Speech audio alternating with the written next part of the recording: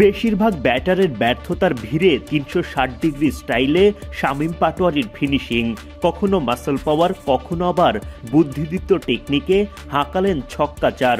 তার টি-20 সুলভ ফিনিশিংয়ে খানিকটা আনন্দের উপলক্ষ খুঁজে পান ভক্তরা। শামীমের আগে দলের বিপদের মাঝে সৌম্য সরকার করেন লড়াই। রোমারিও শেফার্ডের বলে বিশাল ছক্কায় স্টেডিয়ামের বাইরে পাঠান বল। সৌম্যর মতো জাকেরও হারিয়ে ফেলেন বল। সোমবার ভোরে ওয়েস্ট ইন্ডিজের বিপক্ষে সিরিজের প্রথম টি-20তে মাঠে নামে বাংলাদেশ। টস জিতে টাইগারদের আগে ব্যাটিংয়ে পাঠায় ক্যারিবীয়রা। লিটনের নেতৃত্বাধীন সেরা একাদশে জায়গা হয়নি মেহেদী হাসান মিরাজের। দলের হয়ে ওপেন করতে নামেন দুই বাঁহাতি সৌম্য সরকার ও তানজিদ তামিম। প্রথমে সৌম্য, এরপর তামিমের ব্যাট থেকেও দেখা মেলে বাউন্ডারি। একটা বাউন্ডারির পরই খেই হারান তামিম। আকিল হোসেনের বলে পুল করতে গিয়ে বলের লাইন মিস করে ফেলেন। বোল্ড হয়ে বিদায় নিতে হয় তাকে। 11 বল থেকে এক বাউন্ডারিতে তামিম করেন মাত্র 6 রান। তামিমের বিদায়ের পরের বলেই উইকেট হারান অধিনায়ক লিটন দাস। কিছু বুঝে ওঠার আগেই আকিলের বলে তার হাতেই ক্যাচ দিয়ে গুড বাই লিটনের। গোল্ডেন ডাকের শিকার টাইগার কাপ্তান।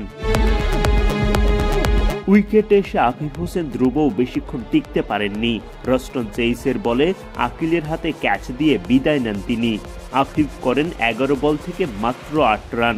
পাওয়ার প্লের 6 ওভার শেষে 32 রান তুলতেই 3 উইকেট হারায় বাংলাদেশ। দলের অমন বিপদের মাঝে হাল ধরেন সৌম্য সরকার ও জাকের আলী অনিক। রস্টন চেইসের বলে ছক্কা হাঁকান জাকের, আর রোমারিও শেফার্টের বলে তো বিশাল ছক্কায় বলই হারিয়ে ফেলেন সরকার। যদিও তাতেও রান তোলার গতি প্রত্যাশা অনুযায়ী বাড়েনি। 10 ওভার শেষে বাংলাদেশ করতে পারে 56 রান। ক্যারিবীয় বোলারদের সাফল্যের ভাগই বেশি। রান তোলার গতি বাড়াতে পরের ওভারেই আগ্রাসী রূপ ধারণ করেন সৌম্য।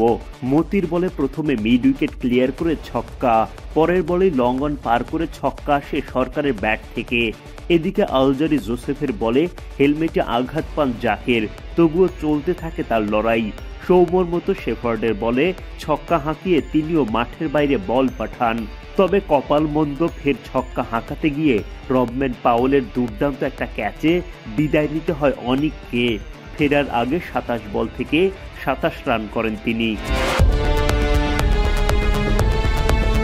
দলের হয়ে এক প্রান্ত আগলে রেখে ব্যাটিং করা সৌম্য বোল্ড ওবেদ ম্যাকয়ের বলে 50 পূরণের স্বপ্ন ভঙ্গ করে বিদায় নেন তিনি।